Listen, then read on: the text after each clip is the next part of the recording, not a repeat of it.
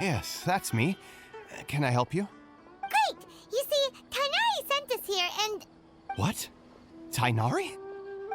Please, there's no need to say anything, really. Sure, I admit that the article I published last month wasn't my best work, and maybe the data didn't produce the most convincing results, but... Here! This is a letter from Tainari! Oh, let me see... Oh! Ooh, what a relief. You two nearly scared the life out of me. So you two just have some questions for me? Seems even Tainari acknowledges my innate ability for procuring information. So, what is it you two would like to know? We want to meet with Lesser Lord Kusanali. Do you know a way we can do that? You mean you want to meet the Dendro Archon herself? This isn't exactly my area of expertise, but let me see what I can find in the Akasha.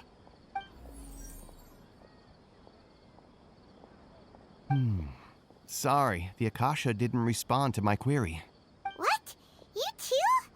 But what about your abilities for getting information and all that? Paimon was sure you'd be able to access more info than we did. Well, as I said, this isn't my area of expertise. I am but a lowly researcher, so the Akasha doesn't see a need for me to know more about the Dendro Archon. All I know is that ever since Lesser Lord Kusanali returned to Sumeru, she's never left the Sanctuary of Sorasthana or made a public appearance. Huh. Didn't expect her to be such a mysterious figure. The Dendro Archon is somewhat of a recluse. Perhaps she just doesn't want to entertain visitors, which would explain the lack of information in the Akasha. But then what can we do? No need to worry just yet. I'm only hypothesizing here. You could certainly try asking around and see if anyone else has ideas. And besides, you two should consider the bright side of things. Not being able to see Lesser Lord Kusanali may not be a bad thing. In this world, there will always be information you cannot obtain from the Akasha and things you can never accomplish. Knowing when to yield is a form of wisdom. Take me, for example. It's a miracle if my brain cells can spit out one paper every 3 years. But Tainari? That guy can publish 3 papers in just a single year. Okay. Thanks for your advice. Don't mention it. If you two ever want information about things like who's been promoted within the academia or relations between the 6 great sages, come find me. Hey, come on. This is a survival skill at the academia. Oh, Paimon's expectations were pretty low, but this is so low it's like digging holes in the dirt. So what do we do now? Even if we want to talk to someone, we don't know anybody here. Huh? Like who? Oh, you're right! Catherine! The Adventurers Guild has its own intel network. Let's hurry and find her.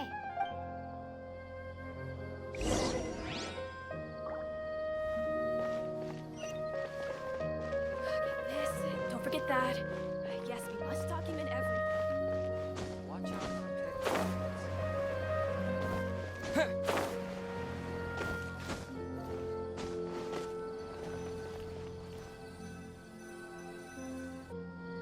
Ad Astra Abyssosk. Hello, Traveler and Paimon. Catherine, we need your help with something. Understood. The Adventurers Guild is always ready to serve you. With what do you require assistance? We want to meet with Lesser Lord Kusanali. Do you know a way we can do that? You two wish to meet with Sumeru's Archon. Understood. Please wait.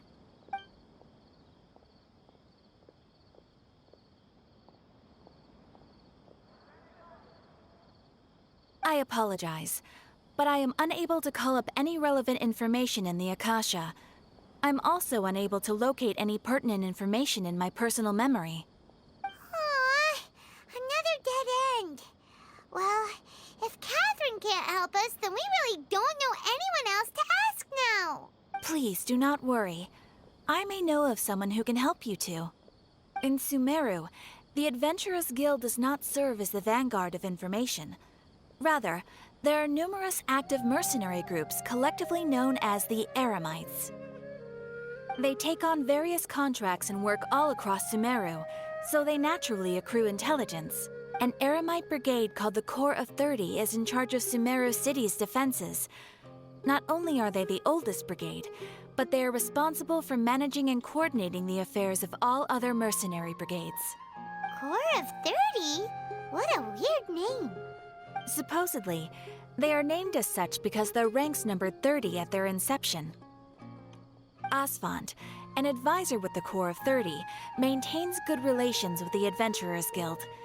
Though he's already retired, he and his words carry great weight within mercenary circles. If you'd like to get in contact with him, you can find him at the Corps of 30's headquarters, the Citadel of Rexar. You're welcome. I wish you two the best of luck. We look forward to your exploits in Sumeru. Alright, off to the Citadel of Rexar we go!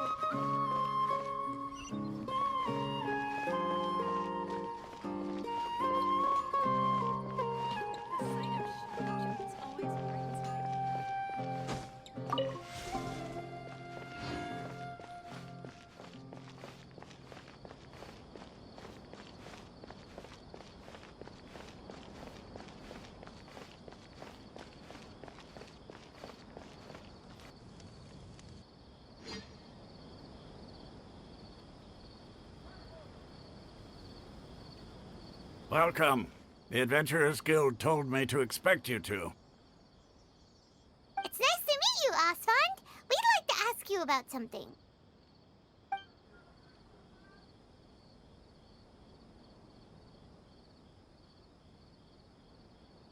I see. So, Catherine's the one who sent you this way. Ha! It's true that the Eremites' network is vast, but even I can't help you meet the Dendro Archon. Wait, seriously? That's it? Afraid so. The Eremites aren't terribly religious, so we don't know much about divinities. As far as the Akasha goes, we can access even less than you. We originally came from the desert. The gods there died off long ago. Since those days, we've used our own two hands to carve out a living.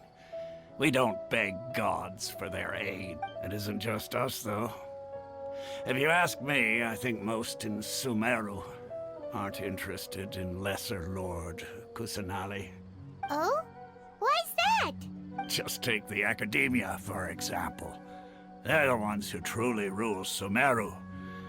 Although they believe in gods, most of them only care for the late Greater Lord Rugadavada.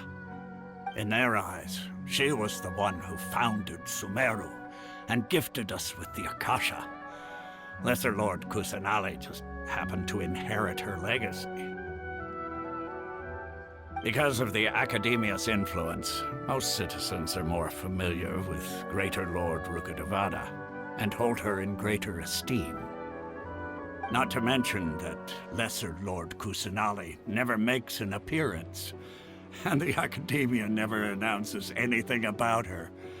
As far as the people of Sumeru are concerned, she's just a god that exists. And that's all. Really? Aw. After hearing all of that, Paimon sort of feels bad for Lesser Lord Kusanali. Ha! But who knows? We're all just guessing when it comes down to it. Besides, I'm sure the God of Wisdom doesn't worry about her reputation among people like us. All right. Well, thanks for the info, Asfand. No problem. Always happy to help out the Adventurers Guild.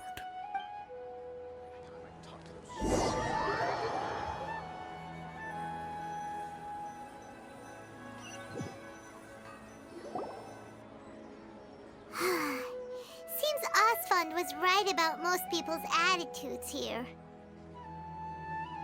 Not only are they not interested in the Dendro Archon, they even say stuff like, if the Akasha doesn't think I should know, then I don't need to know about it. We've been asking for information non-stop ever since we got to Sumeru. But the harder we try, the more helpless everything seems. Isn't there at least one person in this entire city who cares about Lesser Lord Kusanali? Oh, you two are interested in Lesser Lord Kusanali? Huh? Who are you? From the sound of it, you two are Outlanders who recently arrived here. You've been asking around for information on Lesser Lord Kusanali, right? Oh, I'm sorry. I forgot to introduce myself. I'm Denoriggz, one of Lesser Lord Kusanali's faithful followers. Whoa, really? Then do you know how we can meet with her? I'm afraid I can't help you with that. But your conversation earlier did happen to remind me of a legend about the Dendro Archon. Sure. It goes like this. Long, long ago, there was a man who heard a prophecy. It predicted that a great calamity was about to befall him. Panicked by what he heard, the man sought out the Dendro Archon in hopes that she would bless him with the wisdom to help him escape his predicament. The man journeyed across deserts and through rainforests and experienced tribulations of every kind. However, he still couldn't find any trace of the Dendro Archon. In despair, he thought, alas, the Archon has abandoned me. He then had no choice but to sorrowfully resign to his fate. Okay, and then what happened? And then, the calamity came. But to his own surprise, the man felt somehow emboldened by the trials of his journey. By relying on his own strength, he managed to overcome the adversity. At that moment, a bird perched upon his shoulder. This bird was, in fact, an avatar of the Dendro Archon. She said, "O Archon Seeker, do you now understand? She and her wisdom have long been found by you. Along your journey, we were in every flower and blade of grass, every ray of sparkling sun, and every breath of dancing wind. So long as you continue to think and ponder, we'll be wherever you go." Yeah, thanks for the story! Paimon feels all warm and fuzzy inside after that. In a way. It seems like this story is also one of the Dendro Archon's avatars.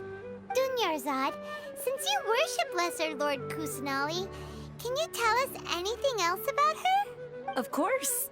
So did you two know that, I'm terribly sorry, but it seems something's come up now. Let's chat another day.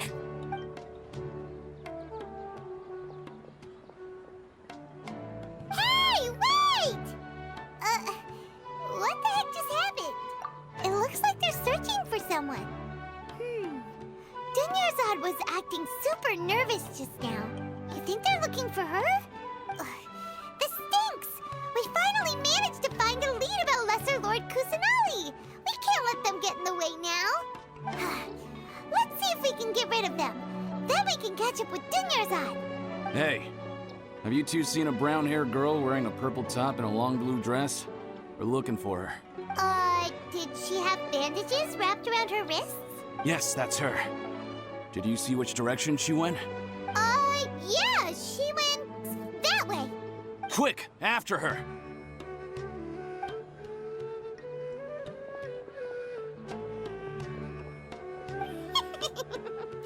That should keep him busy.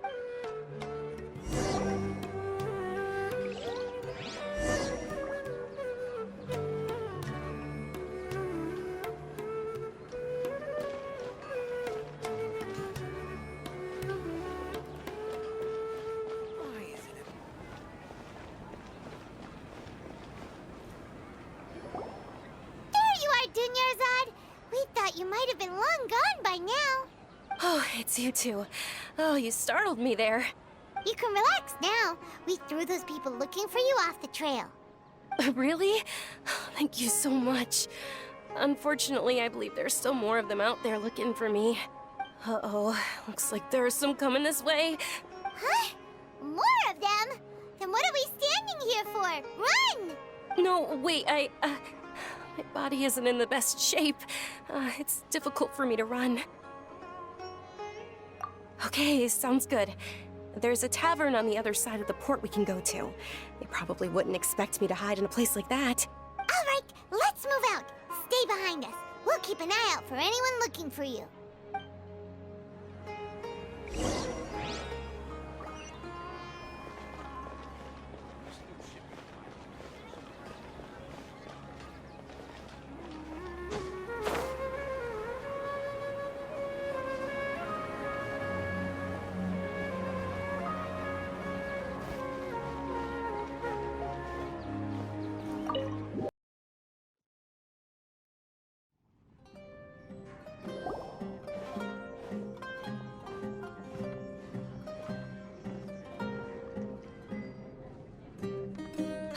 We made it. Oh, they shouldn't be able to find us now. Wait! Stand down, Dia!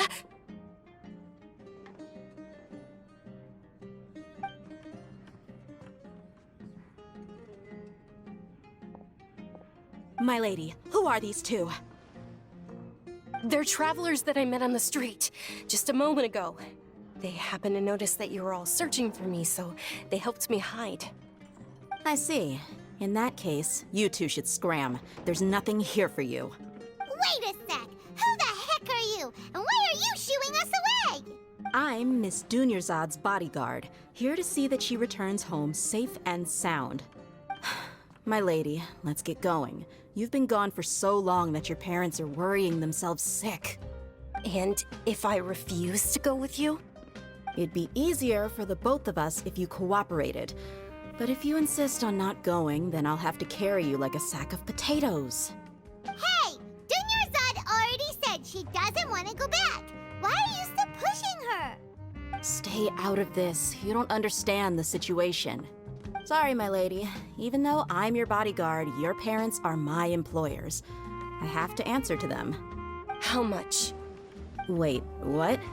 How much more do I have to pay you to become your employer? So you never listen to my parents ever again. Double? A triple? My lady, this isn't about Mora. I don't know what you think of us Eremites, but let me say this. I like Mora, but I'll never go against my principles.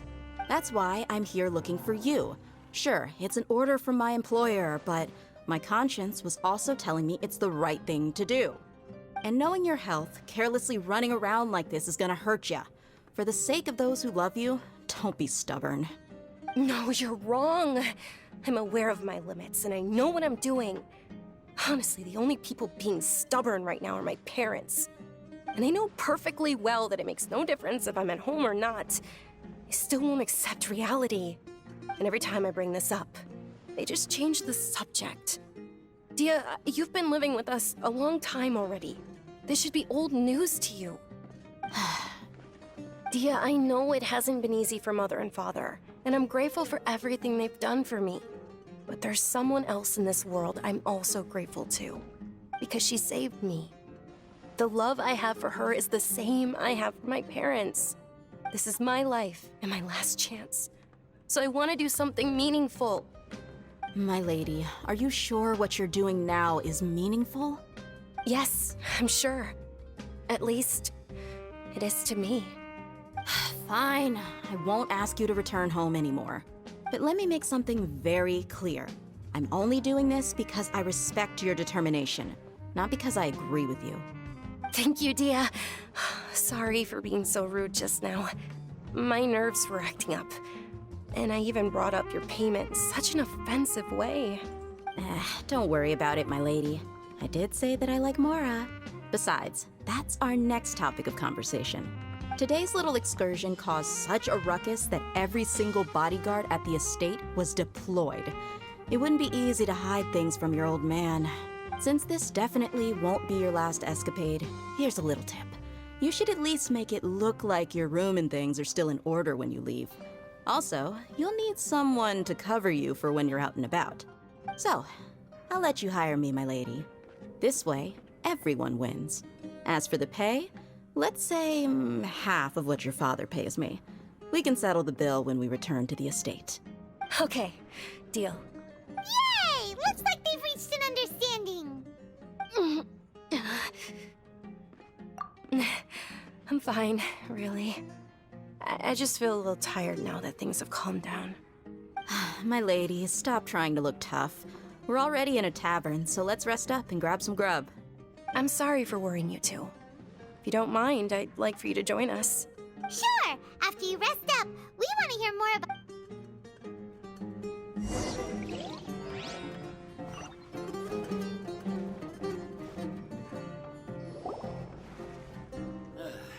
You just can't beat the Ha! Well, if it isn't Dia. Haven't seen you in nearly half a year. Word on the street is that you're a bodyguard for the Homayani family now. Ha! Don't you find that kind of work boring? Nah, you get used to it. How about a menu over here? You got it. Huh? Isn't this little Miss Homayani herself? We don't get to serve personages like you very often. We'll be sure to prepare our very best. Thank you, sir, but there's no need. I don't have a lot of Mora on me, and I really ought to save as much as I can. But please bring these two the best food you have. They're my new friends, so I want to be a good host for them.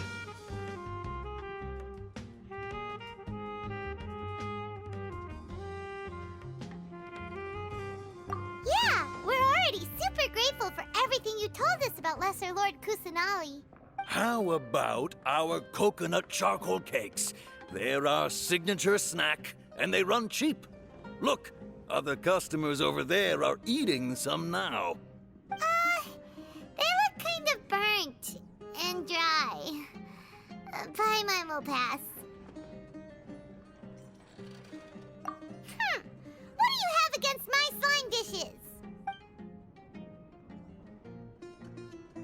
Dunyarzad, we asked a lot of people when we first arrived, and almost nobody was interested in Lesser Lord Kusanali. So, what made you want to follow her? Well, remember when you asked me if I knew how to meet the Dendro Archon? Even though I don't know how, I think I've actually seen her before. Huh? Really? Yes, it was when I was a child. At the time, my illness had kept me bedridden for the better part of a year. I was stuck inside and couldn't make any friends, and my parents did their best to find treatments for me. My younger self no longer had any hopes or dreams. Then one night, I woke up alone in my room. I was terrified. My body was paralyzed. Even if I cried, there was no sound. At that moment, an ethereal voice spoke in my mind. Dunyarzad, don't be scared. You don't have to cry. Dunyarzad, don't be scared. You don't have to cry. Who are you? How do you know my name? How do I explain this? You might not be able to understand, but actually, I know everything about you. Really? Of course. I know that you're scared of thunder, that you hate taking medicine every morning, and that you love counting the petals on your mom's skirt. Wow, you really do know everything. Dunyarzad, is there anything you want? Want? Not really. I can't go anywhere or do anything. Huh? But aren't you a child? All children have wishes. Tell me what you want, and maybe I can make it happen. But can you make my illness go away? Oh. I'm sorry. But I'm not powerful enough to do that right now. Then, can you be my friend? After that, the voice said, "Okay, I'll be your friend." Although my body was suffering during those days, that voice encouraged me and told me many wondrous things. Beyond my window was the flourishing Sumeru city. Beyond the city was a lush rainforest. And beyond that was the wall of Samiel, deserts, and all of Tevat. Once I finally made it through that bout of illness, I couldn't hear that voice anymore. I told my mother about it, but she said that I must have been dreaming. But I know that that voice wasn't a figment of my imagination. Before that, I had never heard of Tevat. Yes, for sure. If it weren't for that voice, I would have never grown curious about the outside world, nor would I have learned how to read and enjoy so many books. That voice sparked a desire for wisdom. It had to have been the Dendro Archon. I've been hoping for a chance to repay her kindness. In fact, I was running around today to help prepare the Sub-Zero's festival for her. What's the Sub-Zero's festival? It's Lesser Lord Kusanali's birthday, which was the day that she was found by the sages. It's actually an old holiday that originally celebrated Greater Lord Rukkhadevata's birthday. When she passed away, the holiday eventually became a celebration of the Lesser Lord's birthday. I heard everyone was overjoyed when they welcomed her back to Sumeru. In those days, the festival was a huge deal. But because of the academia's influence, people have gradually lost interest in the festival. The Academia actively participates in Sumeru's many holidays dedicated to Greater Lord Rukkhadevata. But when it comes to the Sub-Zero's festival, forget any funding. They practically act like it doesn't exist. Maybe they see Lesser Lord Kusanali's birth as confirmation of Greater Lord Rukkhadevata's death, so they're reluctant to celebrate it. Aw, but that's awful. It is. It's absolutely terrible. Sure, the Greater Lord founded Sumeru, but hasn't Lesser Lord Kusanali been the one quietly protecting us for the past few hundred years?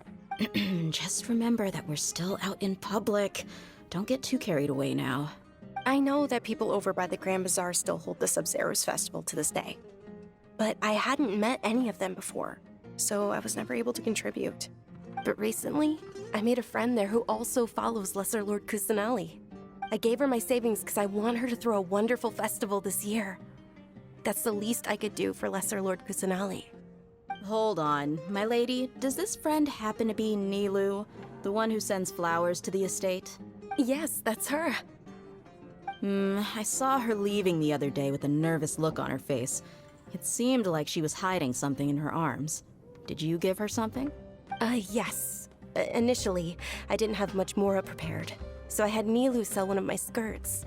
I've agreed with Nilu to meet up at the Grand Bazaar today, and see how things are coming along. Dia, would you accompany me? Sure. That's quite the trip, though. I'll carry you. No, that would be too much, even for you. You might as well just accept the lift. If I let you walk, who knows how long it'll take us. And if anything happens to you, then I'd really never hear the end of it from your father. But of course. Nilu will be thrilled to hear there are more people interested in Lesser Lord Kusanali.